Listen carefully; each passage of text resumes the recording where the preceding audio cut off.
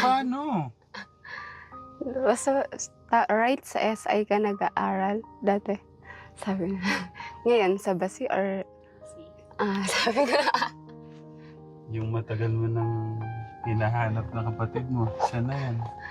Nasa same. Sabi na ito eh. I am, ano ka? Sabi na.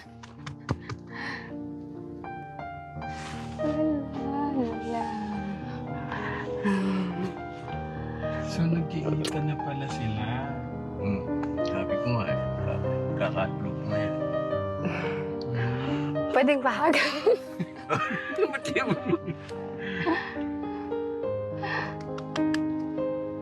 Pwede ba daw?